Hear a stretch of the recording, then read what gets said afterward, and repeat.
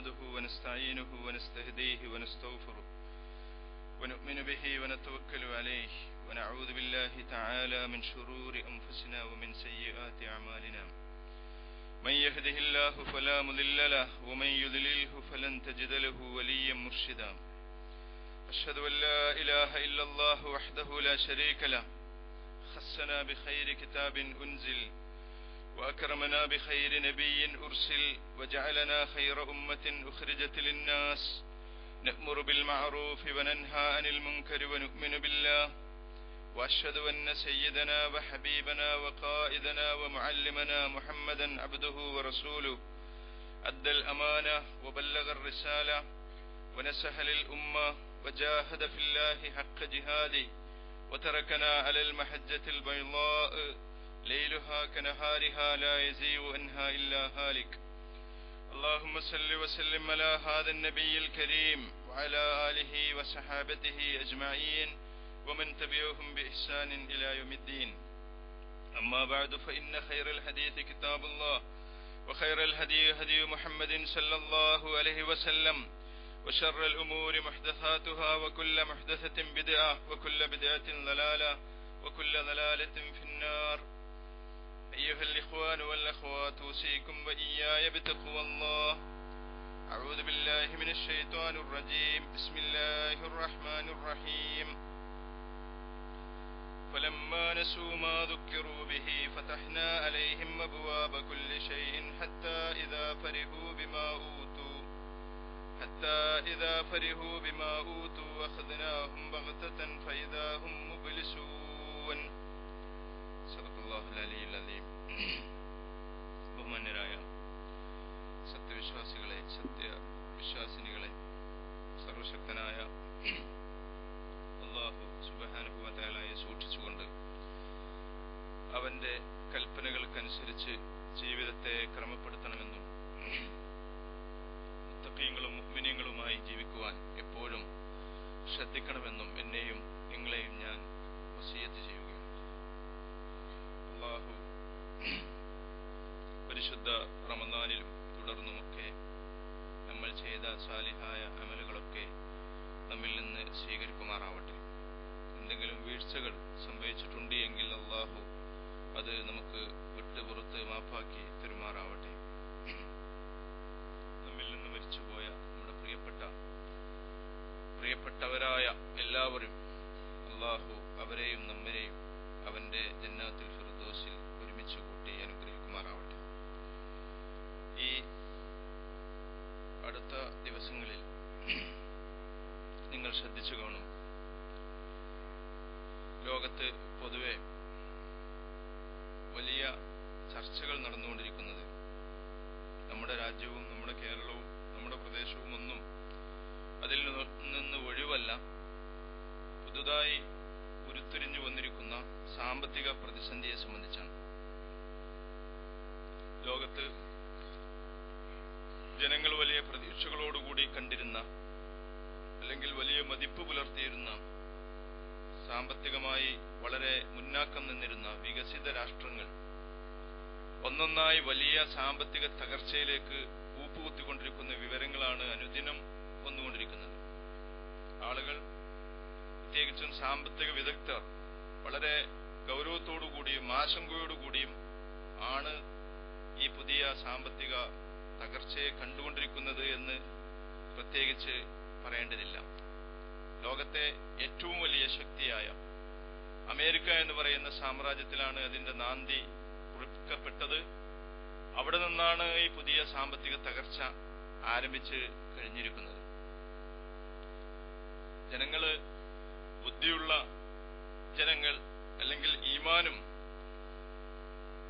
അല്ലാഹു സുബ്ഹാനഹു വ തആലയുടെ ജനസമൂഹങ്ങളിലുള്ള നടപടിക്രമങ്ങളും അതുപോലുള്ള കാര്യങ്ങളെ സംബന്ധിച്ചൊക്കെ വിവരമുള്ള ആളുകൾ നേരത്തെ പ്രതീക്ഷിച്ചത് എന്താണോ അതാണ് സംഭവിച്ചിരിക്കുന്നത്. അല്ലാത്ത ആളുകളെ സംബന്ധിച്ചിടത്തോളം അവരൊരിക്കലും പ്രതീക്ഷിക്കാത്ത, അവരാഗ്രഹിക്കാത്ത സംഗതികളാണ് ഈ സാമ്പത്തിക തകർച്ചയിലൂടെ സംഭവിച്ചുകൊണ്ടിരിക്കുന്നത്.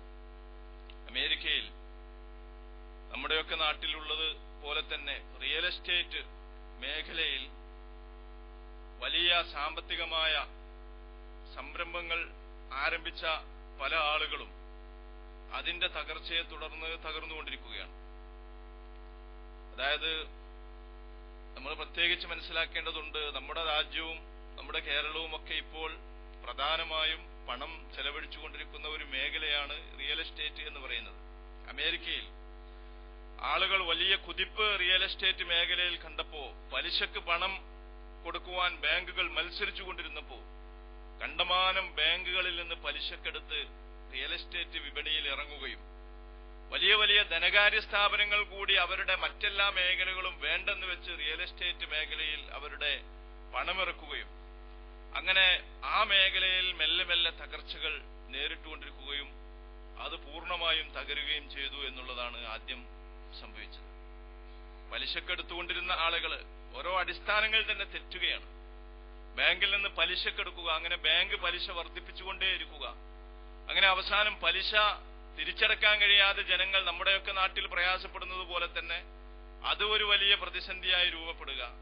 റിയൽ എസ്റ്റേറ്റ് മേഖലയിൽ അങ്ങനെ മുമ്പുണ്ടായിരുന്ന ലാഭം കിട്ടാതെ വരിക.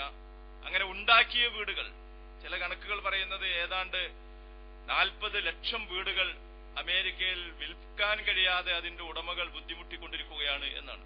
ചില ആളുകൾ ഇപ്പോൾ അവസാനം ചെയ്തത്, അവർ ഏത് ബാങ്കുകളിൽ നിന്നാണോ കടമെടുത്തത് അവർക്ക് ഈ വീടുകളുടെ താക്കോൽ അയച്ചു കൊടുത്ത് അവർ സ്ഥലം വിട്ടിരിക്കുകയാണ്. വീട് തരാനുള്ള പലിശ പണത്തിലേക്ക് വീടെടുത്തുകൊള്ളുക എന്ന സന്ദേശവും നൽകി അവര് നാട് വിട്ടിരിക്കുകയാണ്. അപ്പൊ അങ്ങനെ ലക്ഷക്കണക്കിന് വീടുകൾ വിൽക്കാൻ കഴിയാതെ വലിയ പ്രതീക്ഷകളോടുകൂടി ഉണ്ടാക്കിയിരുന്ന വീടുകൾ അല്ലെങ്കിൽ ബിൽഡിങ്ങുകൾ വിൽക്കാൻ കഴിയാതെ ജനങ്ങൾ ആകെപ്പാടെ തകർന്നിരിക്കുന്നു. അങ്ങനെ ഒന്നൊന്നായി സാമ്പത്തിക സ്ഥാപനങ്ങൾ, ധനകാര്യ സ്ഥാപനങ്ങൾ, ഓഹരി വിപണി, അങ്ങനെ ഓരോന്നോരോന്നായി തകർന്നുകൊണ്ടിരിക്കുകയാണ്. ഏതാനും മാസങ്ങൾക്കുള്ളിൽ ഏതാണ്ട് 20 ലക്ഷം ആളുകൾക്ക് അമേരിക്കയിൽ തൊഴിൽ നഷ്ടപ്പെട്ടു എന്നാണ് പറയുന്നത്. അതിന്റെ അനുരണനം തിരുവനന്തപുരത്തെ നമ്മുടെ ടെക്നോ പാർക്ക് സന്ദർശിച്ചാൽ നിങ്ങൾക്ക് മനസ്സിലാക്കാൻ പറ്റും. ടെക്നോ പാർക്കിലുള്ള ചില അമേരിക്കൻ കമ്പനികൾ പൂട്ടിയിരിക്കുന്നു.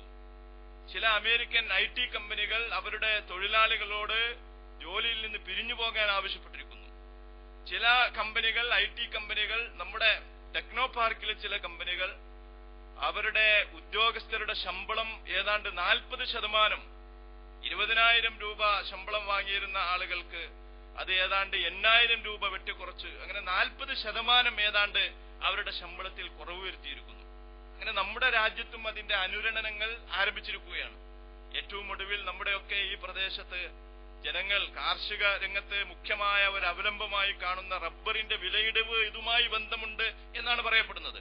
അന്താരാഷ്ട്ര വിപണിയിൽ എണ്ണയുടെ വില കുറഞ്ഞുകൊണ്ടിരിക്കുന്നതും അതുപോലെ തന്നെ പുതിയ സാമ്പത്തിക മാന്ദ്യവും നമ്മുടെ കാർഷിക ഉൽപ്പന്നമായ, പ്രത്യേകിച്ചും ഈ പ്രദേശത്തെ കാർഷികോൽപ്പന്നമായ റബ്ബർ വിലയിൽ കുത്തനെ ഇടിവ് സംഭവിപ്പിച്ചുകൊണ്ടിരിക്കുകയാണ്.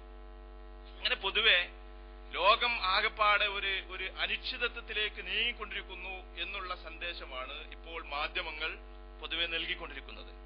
അമേരിക്കയെ തുടർന്ന് ഈ സാമ്പത്തിക മാന്ദ്യം അല്ലെങ്കിൽ തകർച്ച യൂറോപ്പിലേക്കും വ്യാപിച്ചിരിക്കുന്നു.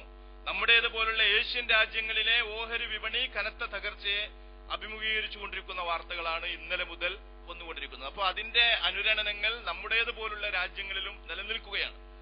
നമ്മുടെ രാജ്യത്ത് അത് താരതമ്യേന കുറയുവാനുള്ള കാരണം പൊതുമേഖലാ സ്ഥാപനങ്ങൾ, ഗവൺമെന്റിന് അല്ലെങ്കിൽ സർക്കാരിന് കുറച്ചെങ്കിലും സാമ്പത്തിക സ്ഥാപനങ്ങളുടെ മേൽ നിയന്ത്രണങ്ങൾ ഉണ്ട് എന്നുള്ളതാണ്.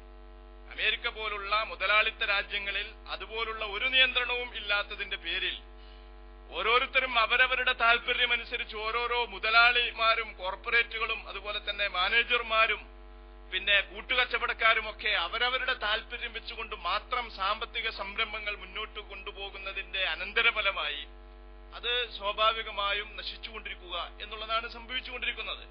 നമ്മുടെ രാജ്യത്ത് ദേശസാൽകൃത രാജ്യത്തിന്റെ നേർക്കുനേരെയുള്ള മേൽനോട്ടത്തിൽ നടക്കുന്ന ബാങ്കുകൾക്ക് അത് അതാണ് എന്നതുകൊണ്ട് പിടിച്ചു നിൽക്കുവാൻ സാധിക്കും എന്നാണ് പറയപ്പെടുന്നത്. അതേവസരം നമ്മുടെ നാട്ടിലും ഇതുപോലുള്ള വിദേശ ബാങ്കുകൾ, സ്വകാര്യ ബാങ്കുകൾ തകർച്ചയെ നേരിട്ടുകൊണ്ടിരിക്കുന്നു എന്ന് നമ്മൾ മാധ്യമങ്ങളിൽ വായിച്ചുകൊണ്ടിരിക്കുന്നു. അപ്പൊ പറയുന്നതിന്റെ ചുരുക്കം, അല്ലാഹു സുബ്ഹാനഹു വ തആല പറഞ്ഞ ദൃഷ്ടാന്തങ്ങളാണ് ഇപ്പോൾ നമ്മൾ ലോകത്ത് കണ്ടുകൊണ്ടിരിക്കുന്നത്. അല്ലാഹു ഒരു കൂട്ടർക്ക് കുറെ അനുഗ്രഹങ്ങൾ നൽകി, ആ അനുഗ്രഹങ്ങളെ അവർ ദുരുപയോഗപ്പെടുത്തി. അവർ വിചാരിച്ചു ഇത് കാലാകാലവും അവർക്ക് നിലനിർത്താൻ സാധിക്കുമെന്ന്. പക്ഷെ അല്ലാഹു സുബ്ഹാനഹു വ തആല സമയം വരുമ്പോ ഓരോരുത്തരെയും പിടികൂടുമെന്ന് പ്രഖ്യാപിച്ചിട്ടുണ്ട്. ആ പിടികൂടൽ ആണ് ഇപ്പോൾ നടന്നുകൊണ്ടിരിക്കുന്നത് ലോകത്ത്. വിശുദ്ധ ഖുർആനിൽ സൂറത്ത് അൽ അൻആമിൽ അല്ലാഹു പറഞ്ഞിട്ടുണ്ട്, ഫലമ്മാ നസൂ മാ ദുക്കിറൂ ബിഹി, അവർ ഉത്ബോധനം ചെയ്യപ്പെട്ടത്, ഉണർത്തപ്പെട്ട കാര്യം, അവർ ബോധിപ്പിക്കപ്പെട്ട കാര്യം അവർ വിസ്മരിച്ചപ്പോൾ ഫതഹ്നാ അലൈഹിം അബ്വാബ കുല്ലി ഷൈഇൻ, എല്ലാ കവാടങ്ങളും അവർക്ക് നാം തുറന്നുകൊടുത്തു. ഹത്താ ഇദാ ഫരിഹൂ ബിമാ ഊതു, അങ്ങനെ എല്ലാ കവാടങ്ങളും തുറക്കപ്പെട്ട് സകല സ്വർഗവും അവർ ലോകത്ത് തന്നെ അനുഭവിച്ചുകൊണ്ടിരിക്കുമ്പോൾ, അവർ സന്തോഷിച്ചുകൊണ്ടിരിക്കുമ്പോൾ, നൽകപ്പെട്ട അനുഗ്രഹങ്ങളിൽ അവർ സന്തോഷിച്ചുകൊണ്ടിരിക്കുമ്പോൾ അഖ്ദനാഹും ബഗ്ത, അവരെ പെട്ടെന്ന് നാം പിടികൂടി. അഖ്ദനാഹും ബഗ്ത, അവരെ നാം പെട്ടെന്ന് പിടികൂടി എന്ന് അല്ലാഹു സുബ്ഹാനഹു വ തആല പറയുന്നു. നിരന്തരമായി ഇതുപോലുള്ള സമൂഹങ്ങൾക്ക്, രാഷ്ട്രങ്ങൾക്ക് അല്ലാഹു പരീക്ഷണങ്ങൾ നൽകുകയും അവരെ ഓർമ്മിപ്പിച്ചുകൊണ്ടിരിക്കുകയും ചെയ്യുന്നുണ്ട്. വലഖദ് അർസൽനാ ഇലാ ഉമമിൻ മിൻ ഖബ്ലിക ഫഅഖ്ദനാഹും ബിൽ ബഅസാഇ വൽ ളറാഇ ലഅല്ലഹും യളറഊൻ, നിനക്ക് മുമ്പ് സമൂഹങ്ങളിലേക്ക് നാം പ്രവാചകന്മാരെ നിയോഗിച്ചിട്ടുണ്ട്. അവരെ പ്രയാസങ്ങൾ, ശിക്ഷകൾ നൽകിക്കൊണ്ട് നാം അവരെ പിടികൂടി. അവർ വിനീതരായി അല്ലാഹുവിലേക്ക് മടങ്ങാൻ വേണ്ടിയിട്ട്.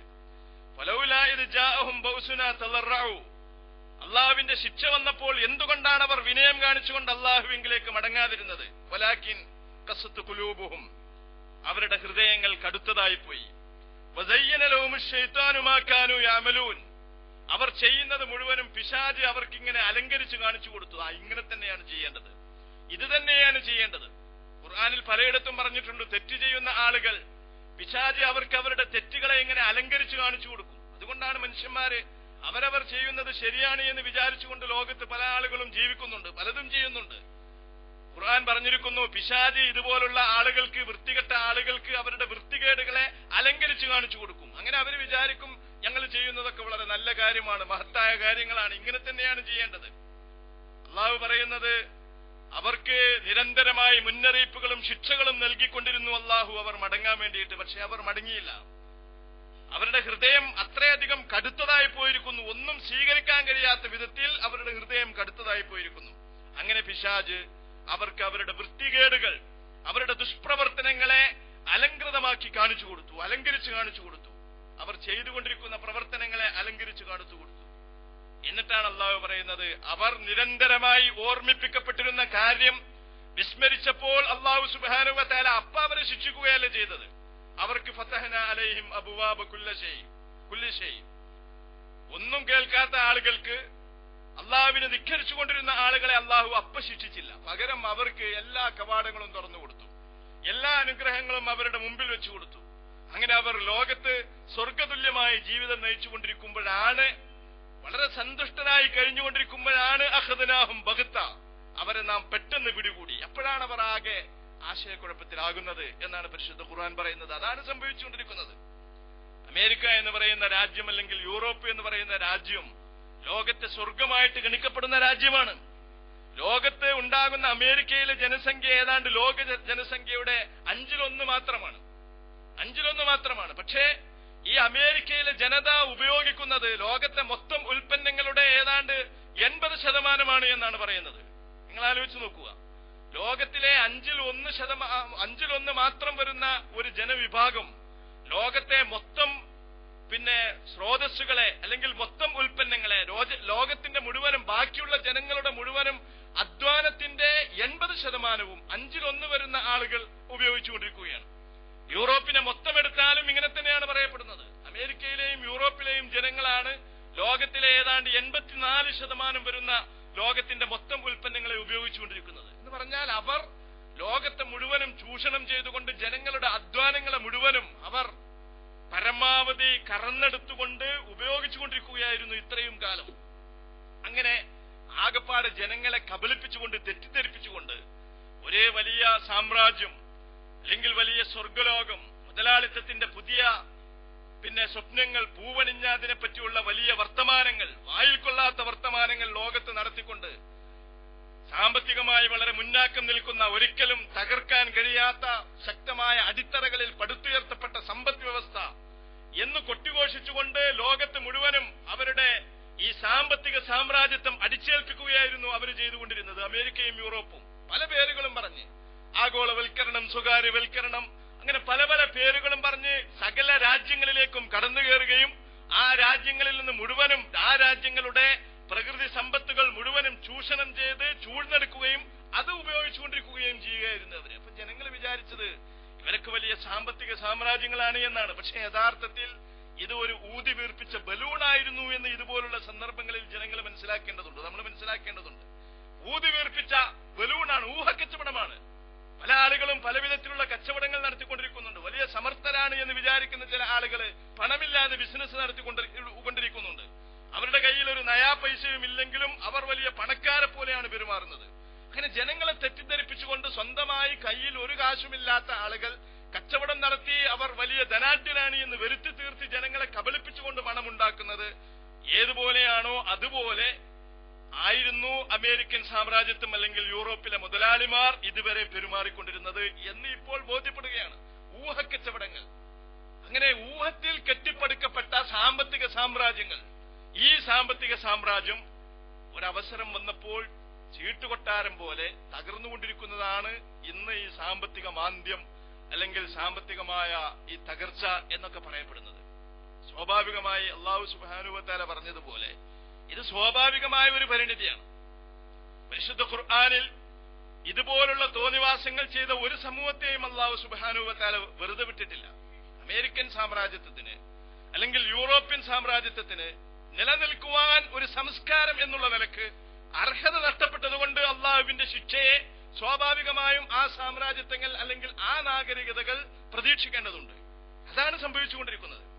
ഒരു സംസ്കാരത്തിന്, ഒരു നാഗരികതയ്ക്ക്, ഒരു രാജ്യത്തിന്, ഒരു സമൂഹത്തിന് ലോകത്ത് നിലനിൽക്കുവാൻ ഉള്ള യോഗ്യതകൾ ഉണ്ടാവേണ്ടതുണ്ട്. അങ്ങനെ ഒരു യോഗ്യത ഇല്ലാത്ത സകല സംസ്കാരങ്ങളും തകർന്നതായിട്ടാണ് ചരിത്രം പറഞ്ഞിട്ടുള്ളത്. എന്തുകൊണ്ടാണ് റോമൻ സംസ്കാരം തകർന്നത്? എന്തുകൊണ്ടാണ് ഗ്രീക്ക് സംസ്കാരം തകർന്നത്? യവന സംസ്കാരം തകർന്നത്? പേർഷ്യൻ സംസ്കാരം തകർന്നത്? വലിയ വലിയ സാമ്രാജ്യങ്ങളായിരുന്നു അതൊക്കെ. വലിയ വലിയ ലോകത്ത് അറിയപ്പെട്ട വലിയ വലിയ സംസ്കാരങ്ങളും നാഗരികതകളുമായിരുന്നു അതൊക്കെ. അതൊക്കെ നിലനിൽക്കുവാൻ, ചരിത്രത്തിൽ നിലനിൽക്കുവാൻ, ലോകത്ത് നിലനിൽക്കുവാനുള്ള അവയുടെ യോഗ്യത നഷ്ടപ്പെട്ടപ്പോ, അവയുടെ കാലം വന്നപ്പോ അത് തകർന്നു എന്നുള്ളതാണ് സംഭവിച്ചിട്ടുള്ളത്. ഓരോ നാഗരികതകളുടെയും പതനങ്ങളുടെ അവസാനത്തിന്റെ ചരിത്രം പരിശോധിച്ചാൽ നമുക്ക് ഈ വസ്തുത കാണാൻ പറ്റും. അപ്പൊ അതുകൊണ്ട് അമേരിക്കൻ സംസ്കാരത്തിനും യൂറോപ്യൻ സംസ്കാരത്തിനും ഇതിനു മുമ്പുണ്ടായിരുന്ന റോമൻ, പേർഷ്യൻ സംസ്കാരങ്ങൾക്ക് എന്തൊക്കെ ദൂഷ്യങ്ങൾ ഉണ്ടായിരുന്നോ ആ ദൂഷ്യങ്ങളുടെയൊക്കെ ഒരു തനിപ്പകർപ്പാണ് ഈ ആധുനിക കാലഘട്ടത്തിൽ ഈ സംസ്കാരങ്ങളും കാഴ്ചവെച്ചത് എന്നതുകൊണ്ട് അത് സ്വാഭാവികമായും തകരേണ്ടതുണ്ട്. അതാണ് സംഭവിച്ചുകൊണ്ടിരിക്കുന്നത്. നിലനിൽക്കുവാൻ ഒരു യോഗ്യതയുമില്ലാത്ത സംസ്കാരങ്ങൾ, അത്രയധികം വൃത്തികേടുകൾ, ധാർമ്മികമായി ഒരു സംസ്കാരം. ഈ രാജ്യങ്ങൾ, അമേരിക്കൻ, യൂറോപ്യൻ സംസ്കാരങ്ങൾ ലോകത്ത് ഏതർത്ഥത്തിലാണ് നിലനിൽക്കുവാൻ യോഗ്യതയുള്ളത്? എന്തർത്ഥത്തിലാണ് അവയ്ക്ക് നിലനിൽക്കുവാനുള്ള യോഗ്യതകളുള്ളത്? ധാർമ്മികമായ, സാംസ്കാരികമായ തകർച്ച, വൃത്തികേടുകൾ. എയ്ഡ്സ് രോഗികളുടെ രാജ്യം, വ്യഭിചാരം അനുവദിക്കുന്ന, അതിനുവേണ്ടിയിട്ട് മുദ്രാവാക്യങ്ങൾ മുഴക്കുന്ന, അതിനുവേണ്ടിയിട്ട് പാർലമെന്റുകൾ ഉഭയകക്ഷി സമ്മതത്തോടുകൂടി വ്യഭിചാരം അനുവദനീയമാണ് എന്ന് പ്രഖ്യാപിക്കുന്ന നാടുകൾ. സ്വവർഗരതിക്ക് വേണ്ടിയിട്ട് ജനങ്ങൾ തെരുവുകൾ, ലക്ഷങ്ങളാണ് തെരുവുകളിൽ പ്രകടനം നടത്തുന്നത്. എന്നിട്ട് അതിനുവേണ്ടിയിട്ട് അമേരിക്കൻ പ്രസിഡന്റിന്റെ അല്ലെങ്കിൽ ആ രാജ്യങ്ങളിലെ ഉത്തരവാദപ്പെട്ട ആളുകളുടെ തെരഞ്ഞെടുപ്പുകളിലെ മുഖ്യ ഇഷ്യൂ ആയിട്ട് വരുന്ന ചില കാര്യങ്ങളിൽ പരിശോധിച്ചാൽ നമുക്ക് കാണാൻ പറ്റും. സ്വവർഗരതി അനുവദിക്കുമോ? ഇല്ലേ. അത് നിയമം മൂലം നിരോധിക്കുമോ? ഇല്ലേ. അപ്പൊ ഇതുപോലുള്ള വൃത്തികേടുകൾ ഒരു സമൂഹത്തിന്, സംസ്കാരമുള്ള ഒരു സമൂഹത്തിന് ഉൾക്കൊള്ളാൻ കഴിയാത്ത വിധത്തിലുള്ള വൃത്തികേടുകൾ, കുടുംബജീവിതം എന്ന് പറയുന്ന ഒരു സങ്കല്പം തന്നെ ചോദ്യം ചെയ്യപ്പെടുന്ന സാമ്രാജ്യങ്ങൾ അല്ലെങ്കിൽ സംസ്കാരങ്ങൾ, വിവാഹിതരാകുന്ന ഭൂരിപക്ഷവും ദിവസങ്ങൾ കൊണ്ട് അല്ലെങ്കിൽ മണിക്കൂറുകൾ കൊണ്ട് അല്ലെങ്കിൽ മാസങ്ങൾ കൊണ്ട് വിവാഹമോചിതരാകുന്ന ഒരു സംസ്കാരം. ലോകത്ത് അവരുടെ രാജ്യങ്ങളിൽ പിറക്കുന്ന കുട്ടികളിൽ നല്ലൊരു ശതമാനം, ഏതാണ്ട് 10% നിയമാനുസൃതമല്ലാത്ത കുട്ടികൾ, അവിഹിത ഗർഭങ്ങളിലൂടെ ലോകത്ത് പിറന്നു വീഴുന്ന ഒരു ജനത. ആരാണ് പിതാവ്, മാതാവ് എന്നറിയാതെ, മാതാപിതാക്കളെ അറിയാതെ ലോകത്തേക്ക് കടന്നു വരുന്ന ഒരു സമൂഹം. എയ്ഡ്സ് രോഗികളുടെ രാജ്യം, ലോകത്ത് ഏറ്റവും അധികം എയ്ഡ്സ് രോഗം പടർന്നുകൊണ്ടിരിക്കുന്ന രാജ്യം. ഇങ്ങനെ സകല ധാർമ്മികമായി സകല വൃത്തികേടുകളും ഒരു സംസ്കാരത്തിൽ ഒരുകൂടി വരുമ്പോ ആ സംസ്കാരത്തിന്റെ പിന്നെ സഹോദരന്മാരെ ലോകത്ത് ഏതർത്ഥത്തിലാണ് നിലനിൽക്കുവാൻ സാധിക്കുക? അനീതികൾ, അക്രമങ്ങൾ, അവരവരുടെ രാജ്യങ്ങളിൽ വെളുത്തവൻ കറുത്തവനെ ഏതൊക്കെ വിധത്തിൽ പീഡിപ്പിക്കാൻ പറ്റുമോ അതുപോലെയൊക്കെ പീഡിപ്പിച്ചുകൊണ്ടിരിക്കുക. വലിയ സ്വാതന്ത്ര്യത്തിന്റെ മനുഷ്യാവകാശത്തിന്റെ രാജ്യമെന്ന് പറയപ്പെടുന്നിടത്തും ഇപ്പോഴും ആളുകളുടെ തൊലിയുടെ നിറം നോക്കിയിട്ടുള്ള വിവേചനങ്ങൾ നിലനിൽക്കുക, സാമ്പത്തികമായ വിവേചനങ്ങൾ നിലനിൽക്കുക, മുതലാളിമാർ പാവങ്ങളെ ചൂഷണം ചെയ്തുകൊണ്ടിരിക്കുക, തൊഴിലാളികളെ ചൂഷണം ചെയ്തുകൊണ്ടിരിക്കുക, എങ്ങനെയും പണമുണ്ടാക്കുക. എല്ലാവരുടെയും അത് ഒരു രാജ്യത്തിന്റെ അല്ലെങ്കിൽ ഒരു സംസ്കാരത്തിന്റെ തത്വശാസ്ത്രമായിട്ട് സ്വീകരിക്കപ്പെട്ടിരിക്കുകയാണ്. എങ്ങനെയും ആർക്കും അവരവരുടെ സാമർഥ്യമനുസരിച്ച് പണമുണ്ടാക്കാം. അത് വ്യക്തികൾക്കുണ്ടാക്കാം, എന്നതുപോലെ തന്നെ രാഷ്ട്രങ്ങൾക്കും ഉണ്ടാക്കാം. കയ്യൂക്കുള്ളവൻ കാര്യക്കാരൻ എന്നുള്ളതാണ് അവരുടെ തത്വശാസ്ത്രം. അത് സ്വന്തം രാജ്യത്ത് മാത്രമല്ല ലോകത്ത് മുഴുവനും നടപ്പിലാക്കിക്കൊണ്ടിരിക്കുകയായിരുന്നു. അതിന്റെ ഏറ്റവും ഒടുവിലത്തെ ഉദാഹരണമായിരുന്നു അഫ്ഗാൻ അധിനിവേശവും ഇറാഖ് അധിനിവേശവും. അന്യരാജ്യങ്ങളിലേക്ക് കടന്നു കയറുക, എന്നിട്ട് ആ രാജ്യങ്ങളിലെ പ്രകൃതി സമ്പത്തുകൾ പിന്നെ ചൂഷണം ചെയ്ത് സ്വന്തമാക്കുക, ആ രാജ്യങ്ങളിലെ പൗരന്മാരെ, മനുഷ്യന്മാരെ, രണ്ടു കാലിൽ നടക്കുന്ന മനുഷ്യന്മാരോട് മൃഗങ്ങളെപ്പോലെ പെരുമാറുക, അവരെ ജയിലുകളിൽ കെട്ടിയിടുക, അവരെ നഗ്നരാക്കുക, അവരെ വൃത്തികേടുകൾക്ക് പ്രേരിപ്പിക്കുക. ഇങ്ങനെ ഒരു സമൂഹം ലോകത്ത് മനുഷ്യത്വത്തിന്റെ എല്ലാ അടയാളങ്ങളെയും ഏറ്റവും നീചമായ വിധത്തിൽ കശാപ്പ് ചെയ്തപ്പോ അങ്ങനെയുള്ള സമൂഹങ്ങൾ കഴിഞ്ഞകാല ചരിത്രത്തിൽ ഏതുപോലെ തുടച്ചു നീക്കപ്പെട്ടിട്ടുണ്ടോ അതേപോലെ തുടച്ചു നീക്കപ്പെടുന്നതിന്റെ ചില സൂചനകളാണ് ഇപ്പോൾ നമ്മൾ കണ്ടുകൊണ്ടിരിക്കുന്നത്. ഈ സാമ്രാജ്യങ്ങൾക്ക് നിലനിൽക്കുവാൻ അല്ലെങ്കിൽ സംസ്കാരങ്ങൾക്ക് നിലനിൽക്കുവാനുള്ള യോഗ്യതകളില്ല എന്ന് അവർ തെളിയിച്ചുകൊണ്ടിരിക്കുകയാണ്. ഇങ്ങനെ വന്നപ്പോ അല്ലാഹു സുബ്ഹാനഹു വ തആല സകല സംസ്കാരങ്ങളെയും നശിപ്പിച്ചിട്ടുണ്ട്. ഖുർആൻ പറഞ്ഞല്ലോ, വലിയ വലിയ ആളുകളുടെ ഖുർആൻ പലയിടത്തും നിങ്ങൾക്ക് കാണാൻ പറ്റും. നിങ്ങൾ ഭൂമിയിൽ സഞ്ചരിക്കുക, എന്താണ് ഇതുപോലുള്ള തെമ്മാടികൾക്ക് സംഭവിച്ചത് എന്ന് നിങ്ങൾ പരിശോധിക്കുക, കാണുക എന്ന് ഖുർആൻ പലയിടങ്ങളിലും പറഞ്ഞിട്ടുണ്ട്, ആഹ്വാനം ചെയ്തിട്ടുണ്ട്. ഓരോരോ സമൂഹങ്ങളുടെയും വൃത്തികേടുകളെ, അവർക്ക് വന്ന ദുരന്തങ്ങളെ ഖുർആൻ പറഞ്ഞിട്ടുണ്ട്. ആദ് ഗോത്രത്തെ, അലം തറ കൈഫ ഫഅല റബ്ബുക ബിആദ് ഇറമ ദാത്തിൽ ഇമാദ്, ആദ് ഗോത്രത്തെ എന്താണ് നിന്റെ റബ്ബ് ചെയ്തത് എന്ന് നീ കണ്ടില്ലേ? ഇറം വർഗത്തെ, വലിയ വലിയ തൂണുകളിൽ സ്തൂപങ്ങളിൽ കെട്ടിടങ്ങൾ ഉണ്ടാക്കിയിരുന്ന ആളുകള്. അതുപോലെ തന്നെ സമൂദ് ഗോത്രം, ലദീന ജാബു സഖ്റ ബിൽ വാദ്, താഴ്വാരങ്ങളിലൊക്കെ പാറകൾ തുറന്നുകൊണ്ട് വലിയ വലിയ രമ്യഹർമ്മങ്ങൾ ഉണ്ടാക്കിയിരുന്ന സമൂദ് ഗോത്രങ്ങൾ.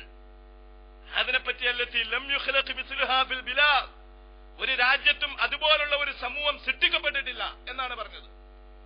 അതുപോലുള്ള അവർക്ക് സമാനതകളില്ലാത്ത, തുല്യതയില്ലാത്ത ഒരു സമൂഹമായിരുന്നു ആദ് ഗോത്രം. ഇതുപോലുള്ള ആദ് സമൂദ് ഗോത്രങ്ങൾ, ഫിർഔൻ, നമ്രോദ്, ഒരു കുറെ ഗോത്രങ്ങളുടെയും കുടുംബങ്ങളുടെയും നാഗരികതകളുടെയും സമൂഹങ്ങളുടെയും നേതാക്കളുടെയും ചരിത്രം പരിശുദ്ധ ഖുർആൻ നമുക്ക് പറഞ്ഞു തരുന്നുണ്ട്. അവർക്കൊക്കെ എന്ത് സംഭവിച്ചു എന്നാണ് ഖുർആൻ ചോദിക്കുന്നത്. എന്താണ് അവർക്ക് സംഭവിച്ചത്? അവരെല്ലാവരെയും അല്ലാഹു സുബ്ഹാനഹു വ തആല ഒരു വേള അവരെ വിട്ടു. അവർ വിചാരിച്ചു ഇത് കാലാകാലവും അവർക്ക് നിലനിർത്താൻ സാധിക്കും എന്ന് അവർ വിചാരിച്ച് അവരതെങ്ങനെ അനുഭവിച്ചു കൊണ്ടിരിക്കുമ്പോഴാണ് അല്ലാഹു സുബ്ഹാനഹു വ തആല ഓരോരുത്തരെയായിട്ട്, ഓരോ ഗോത്രങ്ങളെയായിട്ട് അല്ലെങ്കിൽ ഓരോ സമൂഹങ്ങളെയായിട്ട് പിടികൂടിയത് എന്ന് നമുക്ക് മനസ്സിലാക്കാൻ പറ്റും. ആദ് സമൂഹത്തെ പറ്റി അല്ലാഹു പറഞ്ഞിട്ടുണ്ട്.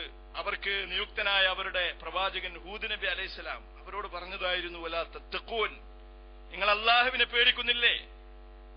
നിങ്ങൾ അല്ലാഹുവിനെ പേടിക്കുക, എന്നെ അനുസരിക്കുക. അവരോട് ആദ് ഗോത്രത്തോട് അവരുടെ പ്രവാചകൻ ഹൂദ് നബി അലൈഹിസ്സലാം പറഞ്ഞതാണ്, അത്തബ്നൂന ബികുല്ലി റീഇൻ ആയതൻ തഅബസൂൻ, എല്ലാ പ്രദേശങ്ങളിലും നിങ്ങളുടെ അടയാളങ്ങളും ദൃഷ്ടാന്തങ്ങളുമായിട്ട് നിങ്ങൾ ഇങ്ങനെ കെട്ടിപ്പൊക്കുകയാണോ രമ്യഹർമ്മങ്ങൾ? എന്നിട്ട് അതുകൊണ്ട് നിങ്ങൾ അഹങ്കരിക്കുകയും കളിക്കുകയും ചെയ്യുകയാണോ? വലിയ വലിയ കൊട്ടാരങ്ങൾ നിങ്ങൾ ഉണ്ടാക്കുകയാണോ? ലഅല്ലക്കും തഖ്ലുദൂൻ, ഇതൊക്കെ ചെയ്യുന്നത് കണ്ടാൽ വിചാരിക്കുക കാലാകാലവും ഈ ലോകത്ത് നിങ്ങളൊക്കെ ജീവിക്കുമെന്നാണ്. വൈദാ ബതഷ്തും ജബ്ബാരീൻ, നമ്മൾ മനസ്സിലാക്കണം, ആ കാലഘട്ടത്തിലെ തെമ്മാടികളുടെ തോന്നിവാസികളുടെ സ്വഭാവമാണ് ഈ കാലഘട്ടത്തിലെയും തോന്നിവാസികൾ പ്രകടിപ്പിച്ചുകൊണ്ടിരിക്കുന്നത്. ആദ് സമൂഹത്തോട് അവരുടെ പ്രവാചകൻ പറയുകയാണ്, വൈദാ ബതഷ്തും ജബ്ബാരീൻ, നിങ്ങൾ ആളുകളെ ശിക്ഷിക്കുകയാണ് എങ്കിൽ ഏറ്റവും ക്രൂരമായ വിധത്തിൽ ആണ് നിങ്ങൾ ആളുകളെ ശിക്ഷിക്കുന്നത്. ആളുകൾ ഒരു കൂട്ടർ അവർക്ക് ഇഷ്ടമില്ലാത്തവരെ ശിക്ഷിക്കുന്നു എന്നുള്ളത് മനസ്സിലാക്കാൻ പറ്റും. പക്ഷേ ശിക്ഷിക്കുമ്പോൾ പോലും ഒരു കൊടിയ മർദ്ദനം നടത്തിക്കൊണ്ടിരിക്കുന്ന ഒരാൾക്ക് പോലും ഉണ്ടാകേണ്ട ചില മര്യാദകളുണ്ട്. ആ മര്യാദകൾ പോലും പാലിക്കാത്തവരായിരുന്നു അത് സമൂഹം. ജബ്ബാരീൻ, നിങ്ങൾ ആളുകളെ ശിക്ഷിക്കുകയാണ് എങ്കിൽ ഏറ്റവും ക്രൂരമായിട്ടാണല്ലോ ആളുകളെ ശിക്ഷിക്കുന്നത്. ഇന്ന് ഇവര് ചെയ്തുകൊണ്ടിരിക്കുന്നതും അതാണ്. അവർ ഇറാഖ് ആക്രമിക്കുന്നു എന്നുള്ളത് ഒരു സ്വാഭാവികമായ സംഗതിയായിരിക്കും അവർക്ക്. പക്ഷേ അവിടെ നിന്ന് പിടിച്ചുകൊണ്ടുപോകുന്ന ആളുകളെ ഗോണ്ടനാമോയിൽ കൊണ്ടുപോവുകയും ആണുങ്ങളും പെണ്ണുങ്ങളും വ്യത്യാസമില്ലാതെ തുണിയിടുകയും ചെയ്യുന്ന സംസ്കാരം എന്ത് സംസ്കാരമാണ്? പട്ടികളെ വിട്ട് കടിപ്പിക്കുന്ന സംസ്കാരം എന്ത് സംസ്കാരമാണ്? ജബ്ബാരീൻ, നിങ്ങൾ ശിക്ഷിക്കുകയാണ് എങ്കിൽ ഏറ്റവും ക്രൂരമായിട്ട് ശിക്ഷിക്കുന്നവരാണ് നിങ്ങൾ എന്ന് ഹൂദ് നബി അലൈഹിസ്സലാം ആദ് സമൂഹത്തോട് പറഞ്ഞ ആ ആദ് സമൂഹത്തിന്റെ വൃത്തികേടുകൾ എന്തൊക്കെയുണ്ടോ അത് അങ്ങനെ തന്നെ പകർത്തിയ കാലഘട്ടമാണ്, നാഗരികതയാണ് ഇവരുടെ നാഗരികത. ഇവരുടെ നാഗരികതയുടെ പ്രത്യേകത, പണ്ട് പ്രവാചകന്മാര് വന്ന് തിരുത്തിയ ദോഷങ്ങൾ ഓരോ സമൂഹങ്ങൾക്കും ഓരോ പ്രത്യേകമായ ദോഷങ്ങളായിരുന്നു. എന്നാൽ ഇവരുടെ പ്രത്യേകത ഈ ദോഷങ്ങളെ മുഴുവനും ഒരുക്കൂട്ടിയ സമൂഹമാണ് ഇവർ എന്നുള്ളതാണ്. ലൂത്ത് നബി അലൈഹി ഇസ്ലാമിന്റെ സമൂഹം അവരുടെ വൃത്തികേട് സ്വവർഗരതിയായിരുന്നു. ആണുങ്ങൾ ആണുങ്ങളുടെ കൂടെ എന്ന് പറയുന്ന വൃത്തികേടായിരുന്നു അവർ ചെയ്തുകൊണ്ടിരുന്നത്. ആദ്യ സമൂഹത്തിന് ഇവിടെ പറഞ്ഞതുപോലെ അവര് ഈ അഹങ്കാരം പ്രകടിപ്പിക്കാൻ വേണ്ടിയിട്ട് വീടുകൾ ഉണ്ടാക്കുക. സമൂത് ഗോത്രത്തെ സംബന്ധിച്ചിടത്തോളം അവർ പർവ്വതങ്ങൾ പോലും ചുരന്നുകൊണ്ട് രമ്യഹർമ്മങ്ങൾ ഉണ്ടാക്കുക. മൂസാ നബി അലൈഹി സ്വലാമിന്റെ ശത്രുപക്ഷത്തിൽ നിന്ന ഫറോവയുടെ ആളുകളെ അടിമയാക്കുക, ബനൂ ഇസ്രായേലിനെ അടിമയാക്കിക്കൊണ്ട് അടിമവേല ചെയ്യിപ്പിക്കുക, ഗോത്രപക്ഷപാതിത്വം, വർഗപക്ഷപാതിത്വം. ഇങ്ങനെ ഓരോ പ്രവാചകന്മാരുടെയും മറുപക്ഷത്ത് നിന്ന ആളുകൾക്ക് ഓരോ വൃത്തികേടുകൾ ഉണ്ടായിരുന്നു. നിങ്ങൾ ആലോചിച്ച് നോക്കുക, ഈ കാലഘട്ടത്തിലെ ഇപ്പോൾ ഈ പൊളിഞ്ഞു വീണുകൊണ്ടിരിക്കുന്ന സംസ്കാരങ്ങൾ, ആ സംസ്കാരങ്ങളുടെ പ്രത്യേകത ഈ വൃത്തികേടുകൾ മുഴുവനും ഒരുക്കൂടിയിരിക്കുന്ന സംസ്കാരമാണ് ഈ കാലഘട്ടത്തിലെ സംസ്കാരം എന്നുള്ളതാണ്. നമുക്ക് അത്ഭുതം തോന്നും. ആ പറഞ്ഞ വൃത്തികേടുകൾ മുഴുവനും ഇവരുടെ കൂട്ടത്തിലുണ്ട്. ലൂത്ത് നബി അലൈഹി ഇസ്ലാമിന്റെ സമൂഹത്തിലുണ്ടായിരുന്ന ലിവാത്ത്, സ്വവർഗരതി എന്ന് പറയുന്ന ഏർപ്പാട്, അതിനെ പാർലമെന്റുകൾ ചേർന്നുകൊണ്ട് പാസ്സാക്കുന്ന വൃത്തികേടുകളാണ് ഇവർ ചെയ്തുകൊണ്ടിരിക്കുന്നത്. അതിനു വേണ്ടിയിട്ട് ലക്ഷങ്ങളുടെ പ്രകടനങ്ങളാണ് ഇവരുടെ രാജ്യങ്ങളിൽ സംഘടിപ്പിക്കപ്പെട്ടുകൊണ്ടിരിക്കുന്നത്. സമൂത് ഗോത്രത്തിന്റെ ആദ് ഗോത്രത്തിന്റെ പണത്തിന്റെ പൊങ്ങച്ച പ്രകടനങ്ങൾ, അതിന്റെ ഒരു സൂചനയാണ് വീട് നിർമ്മിക്കുക എന്നുള്ളത്, ബിൽഡിങ്ങുകൾ കെട്ടിപ്പൊക്കുക എന്നുള്ളത്, പർവ്വതങ്ങൾ തുറക്കുക എന്നുള്ളത്.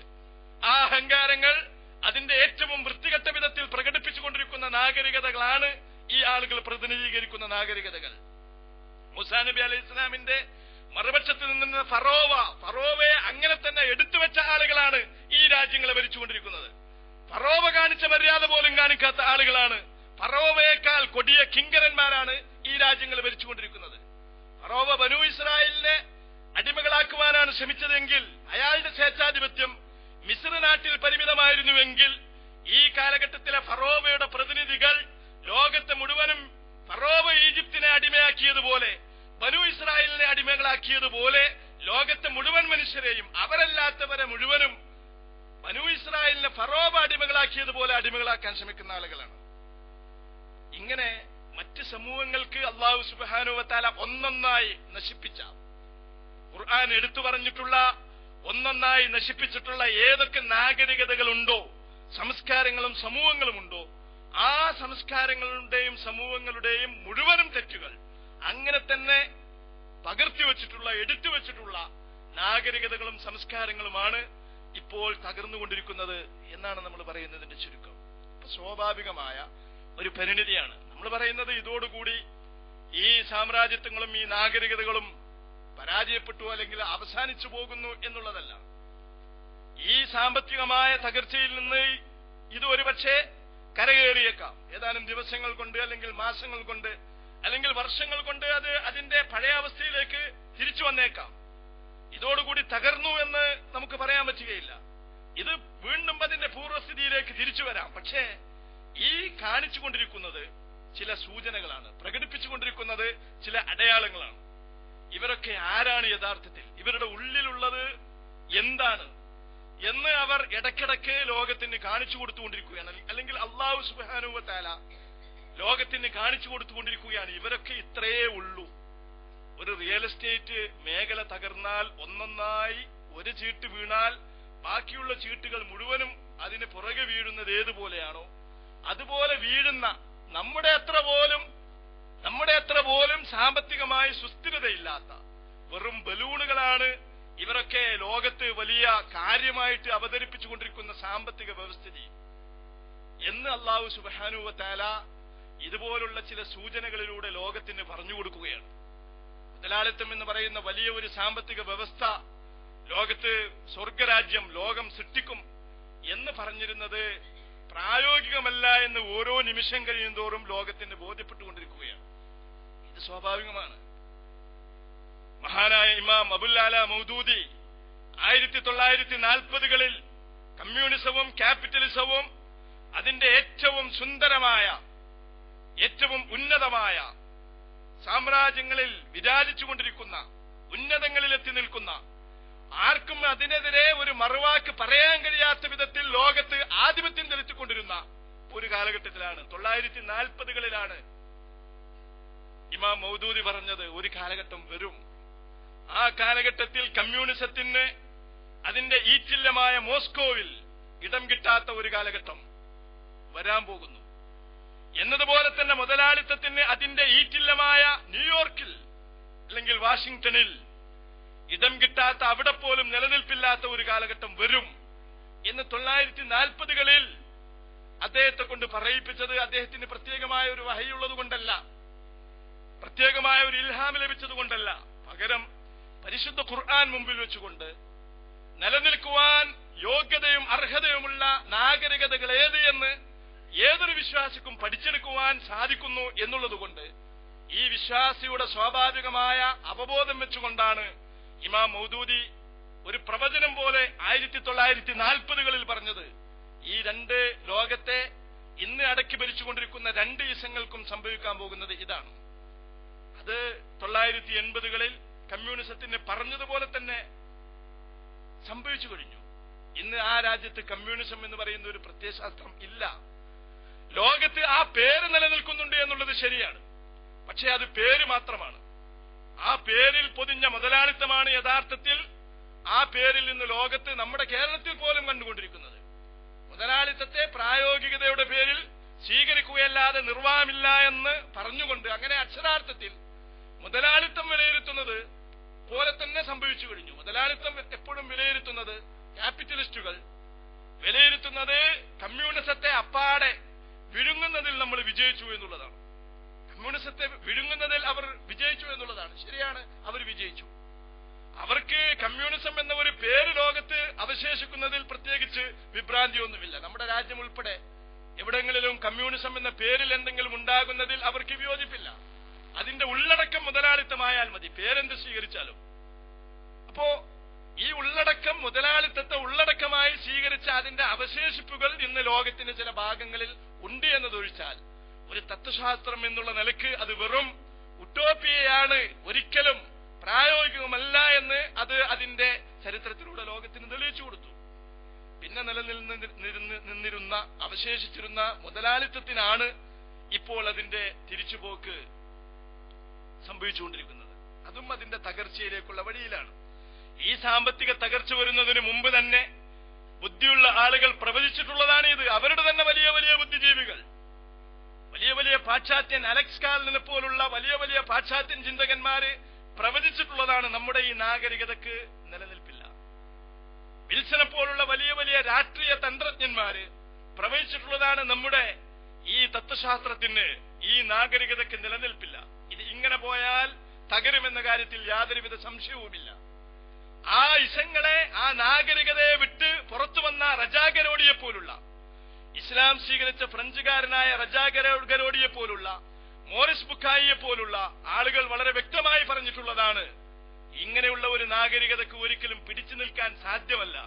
അത് തകർച്ചയുടെ വക്കിലാണ്. അത് കാര്യകാരണങ്ങൾ, അവരുടെ ഒരു കാലത്ത് അവരുടെ നാഗരികതയായിരുന്ന ഈ നാഗരികതകളെപ്പറ്റി അവർ നടത്തിയ വിമർശനങ്ങൾ, വസ്തുനിഷ്ഠമായിട്ട് അവർ പറഞ്ഞ വർത്തമാനങ്ങൾ ഒരു തരത്തിലും ഞങ്ങളുടെ ഈ നാഗരികതയ്ക്ക് പിടിച്ചു നിൽക്കാൻ ലോകത്ത് ഒരു ന്യായവും ഞങ്ങൾ കാണുന്നില്ല എന്നുള്ളതാണ്. അപ്പോ അത് അതിന്റെ നാശത്തിലേക്ക് കൂപ്പുകൊത്തുകൊണ്ടിരിക്കുകയാണ്. ഈ വലിയ വലിയ സാമ്രാജ്യങ്ങൾ ലോകത്തെ മുഴുവനും വിരുങ്ങാൻ നോക്കുന്ന ആളുകൾ അത് നിൽക്കുന്ന സ്വന്തം ഇടത്തിൽ തന്നെ സ്വന്തം മണ്ണ്, സ്വന്തം കാലിൽ നിന്ന് മണ്ണ് ചോർന്നുകൊണ്ടിരിക്കുന്ന ഒരവസ്ഥ. വേറെയുള്ളവരെ മുഴുവനും വിട്ടുപിഴുങ്ങാൻ. നിങ്ങൾ ആലോചിച്ച് നോക്കുക, ചരിത്രത്തിൽ സംഭവിച്ചുകൊണ്ടിരിക്കുന്ന ഓരോരോ വിരോധാഭാസങ്ങൾ. മറ്റുള്ളവരെ കീഴടക്കാൻ വേണ്ടിയിട്ട് ലോകത്തിന്റെ നാനാഭാഗങ്ങളിലും പട്ടാളങ്ങളെ അയച്ചുകൊണ്ട് അധുനാധുന ആയുധ സംവിധാനങ്ങൾ അതിനുവേണ്ടി ഉപയോഗപ്പെടുത്തിക്കൊണ്ടിരിക്കുന്ന ഒരു സാമ്രാജ്യം. ആ സാമ്രാജ്യം സ്വന്തം രാജ്യത്ത്, സ്വന്തം ഭൂമിയിൽ കാല് പതറിക്കൊണ്ടിരിക്കുകയാണ്. അതിന് നിലനിൽക്കാൻ കഴിയുന്നില്ല അമേരിക്കക്ക്. ഇതേപോലെ അഫ്ഗാനിസ്ഥാനിൽ പാവപ്പെട്ട പൗരന്മാരെ നാറ്റോ എന്ന പേര് സ്വീകരിച്ചുകൊണ്ട് കൊന്നുകൊണ്ടിരിക്കുന്ന യൂറോപ്യൻ സൈന്യം, അവരുടെ രാജ്യങ്ങളിലെ കമ്പനികളും ബാങ്കുകളും ധനകാര്യ സ്ഥാപനങ്ങളും ഓഹരി വിപണികളും ഒന്നൊന്നായി കൂപ്പുകുത്തുന്നത് നിസ്സഹായരായി നോക്കി നിൽക്കുന്ന ഒരു സാഹചര്യമാണ് സംജാതമായി കഴിഞ്ഞിരിക്കുന്നത്. ഇതൊരു വിരോധാഭാസമാണ്. യഥാർത്ഥത്തിൽ ചരിത്രത്തിലെ ഒരു അനിവാര്യതയാണ് സംഭവിച്ചു കഴിഞ്ഞിരിക്കുന്നത് എന്ന് നമുക്ക് കാണാൻ പറ്റും. അള്ളാഹു സുബ്ഹാനഹു വ തആലയെ മറക്കുക, അള്ളാഹുവിന്റെ ആദർശത്തെ മാറ്റിവെക്കുക, അഹങ്കാരവും പൊങ്ങച്ചവും പ്രകടിപ്പിക്കുക, സമസൃഷ്ടികളോട് സമത്വത്തോടുകൂടി പെരുമാറുന്നതിന് പകരം അവരോട് അനീതിയും അക്രമവും കാണിക്കുക, പാവങ്ങളെ ചൂഷണം ചെയ്യുക, ധനം മര്യാദക്ക് മാന്യമായിട്ട് വിനിയോഗിക്കാതിരിക്കുക തുടങ്ങിയ വൃത്തികേടുകൾ ഏതൊക്കെ സംസ്കാരങ്ങൾ പ്രകടിപ്പിച്ചിട്ടുണ്ടോ അങ്ങനെയുള്ള സംസ്കാരങ്ങൾ മുഴുവനും ചരിത്രത്തിൽ തകർന്നിട്ടുണ്ട് എന്നുള്ളതാണ് അനുഭവം.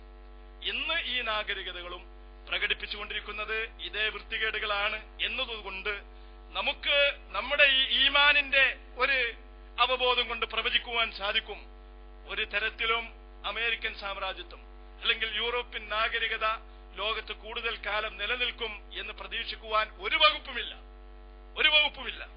അത് ഇന്നൊരു പക്ഷേ രക്ഷപ്പെട്ടേക്കാം.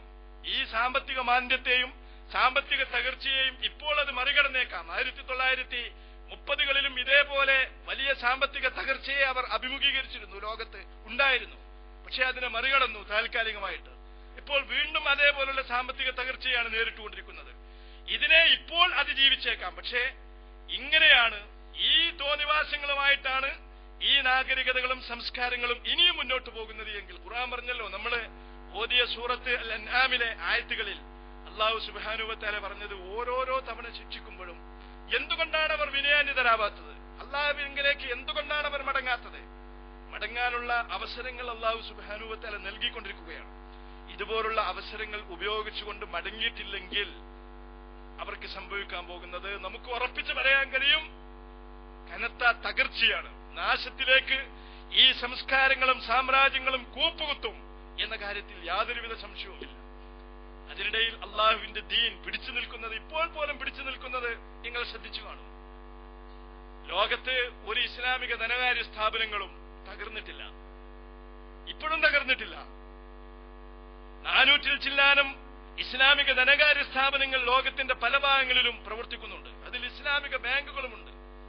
ഈ ഇസ്ലാമിക ബാങ്കുകളിൽ ഏതാണ്ട് 20 പ്രവർത്തിക്കുന്നത് ഈ സാമ്പത്തിക തകർച്ച സംഭവിച്ചുകൊണ്ടിരിക്കുന്ന അമേരിക്കയിലാണ്. ഏതാണ്ട് 50-ലധികം പിന്നെ ഇസ്ലാമിക് ബാങ്കുകൾ പ്രവർത്തിച്ചുകൊണ്ടിരിക്കുന്നത് ഈ സാമ്പത്തിക തകർച്ച സംഭവിച്ചുകൊണ്ടിരിക്കുന്ന യൂറോപ്പിലാണ്. അവിടെയുള്ള പല ബാങ്കുകളും തകർന്നെങ്കിലും ഇസ്ലാമിക ധനകാര്യ സ്ഥാപനങ്ങളോ ഇസ്ലാമിക ബാങ്കുകളോ ഇതുവരെ തകർന്നിട്ടില്ല. തകർച്ചയുടെ ഒരു സൂചനയും അവ പ്രകടിപ്പിച്ചിട്ടില്ല.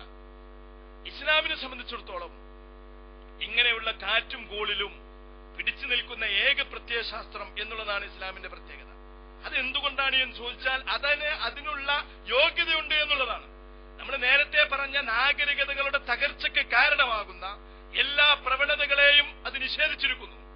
ഇതുപോലുള്ള ആഡംബരം, അഹങ്കാരം, ധനത്തിന്റെ ദുർവിനിയോഗം, പാവങ്ങളെ ആക്രമിക്കുക, അസമത്വം, അനീതി, മനുഷ്യാവകാശങ്ങളുടെ ലംഘനം തുടങ്ങിയ സകല അരുതായ്മകളെയും അത് നിരോധിച്ചതുകൊണ്ട് ആ സംസ്കാരത്തിന്, അള്ളാഹുവിന്റെ ഈ നാഗരികതയ്ക്ക് നിലനിൽക്കുവാനുള്ള യോഗ്യതയുണ്ട്. അമേരിക്കൻ സാമ്രാജ്യത്വത്തിന്റെ ധനകാര്യ സ്ഥാപനങ്ങൾ എന്തുകൊണ്ടാണ് തകരുന്നത്? ജനങ്ങളെ ആർത്തിയോടുകൂടി പണത്തെ ദൈവമായി കാണുന്ന ഒരു ജനവിഭാഗത്തെയാണ് ആ സംസ്കാരം ഉണ്ടാക്കിയെടുത്തത്. ഇസ്ലാം അത് ചെയ്തില്ല. ഇസ്ലാം ജനങ്ങളോട് ഒന്നാമതായി പറഞ്ഞത്, ഈ പണം നിങ്ങളുടേതല്ല, ഇത് അള്ളാഹുവിന്റേതാണ്.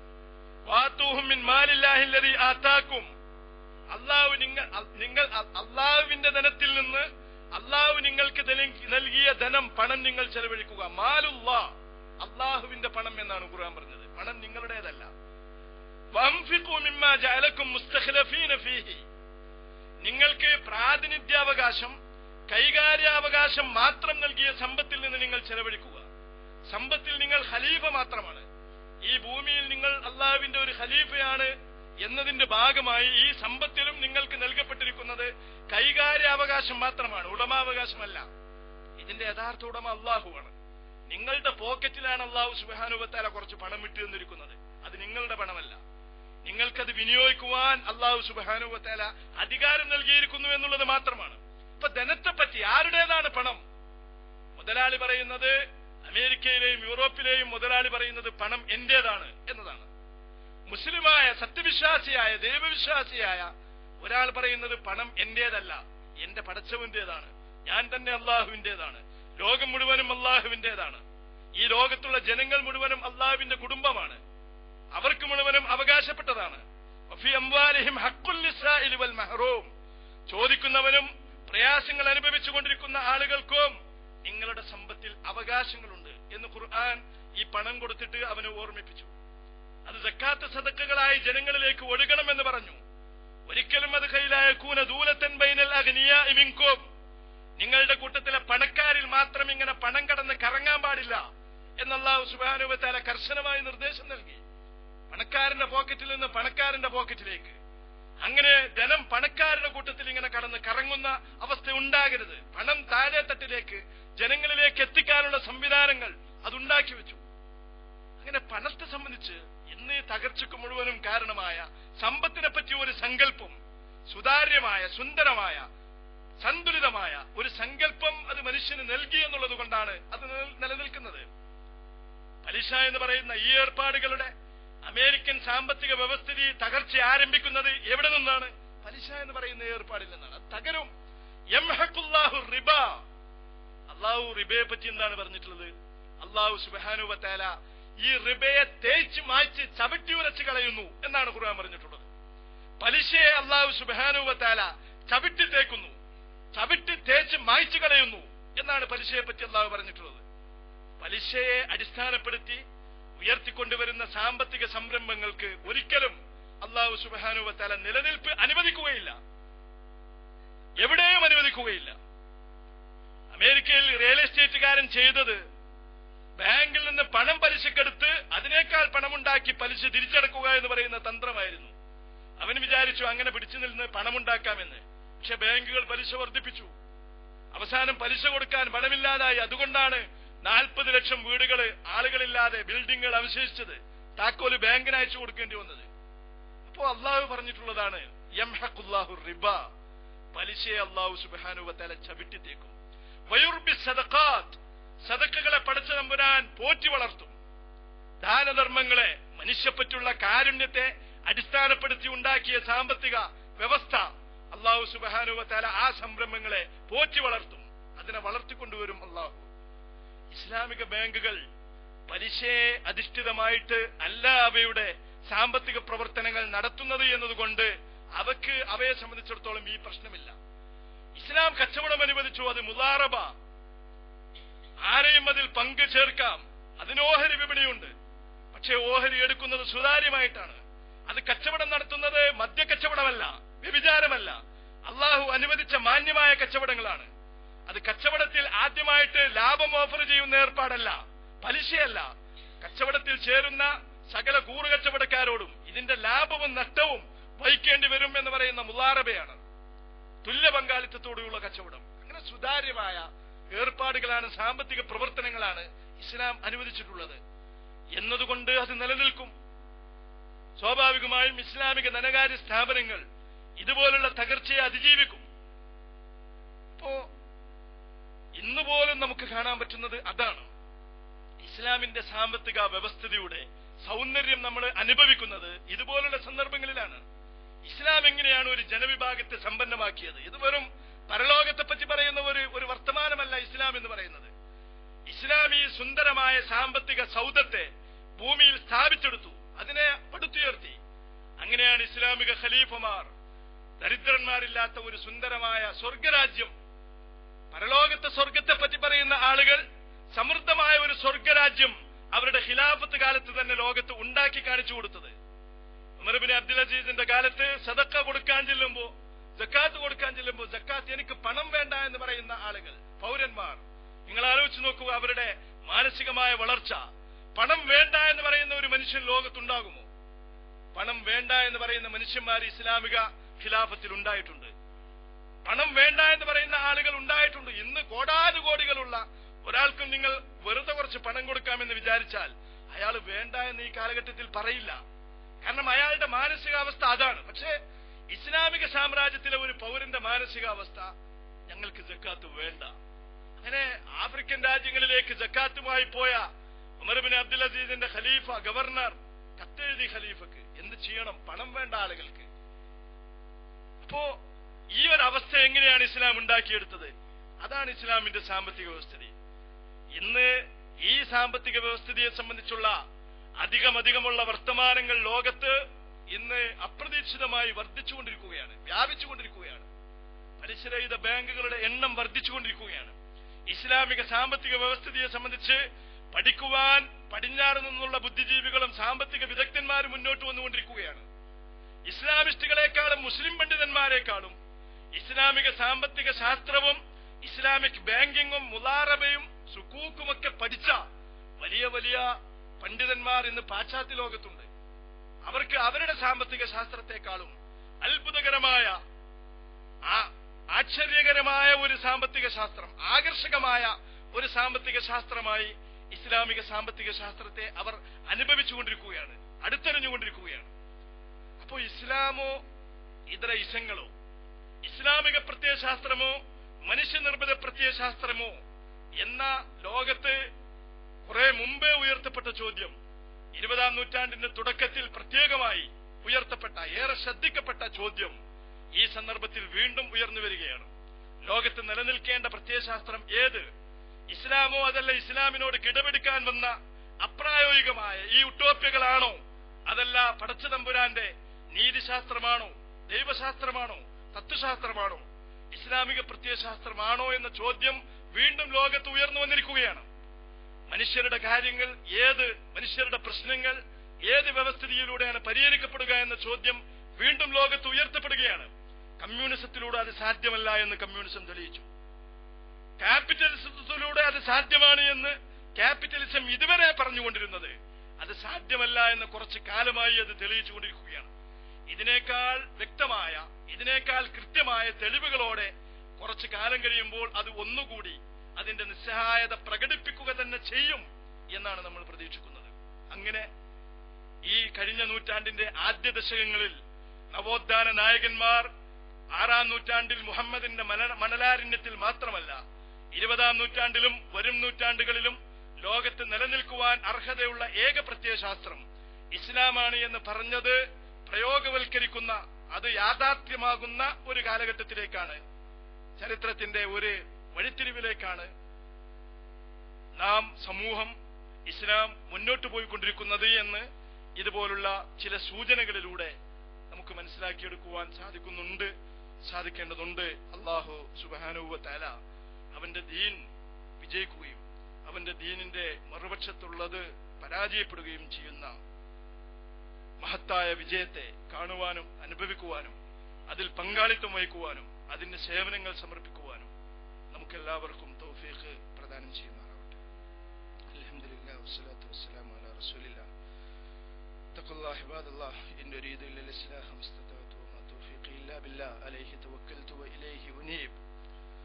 اللهم اغفر للمؤمنين والمؤمنات والمسلمين والمسلمات الأحياء منهم والأموات. اللهم أجرنا من النار، اللهم أجرنا من النار، اللهم أجرنا من النار. اللهم أعز الإسلام والمسلمين وأذل الشرك والمشركين. اللهم دمر أعداءك أعداء الدين. ربنا تقبل منا صالح أعمالنا يا أكرم الأكرمين. ربنا اغفر لنا ذنوبنا وكفر عنا سيئاتنا وتوفنا مع الأبرار. ربنا لا تجعل في قلوبنا غلا للذين آمنوا ربنا إنك رؤوف رحيم. آمين برحمتك يا أرحم الراحمين.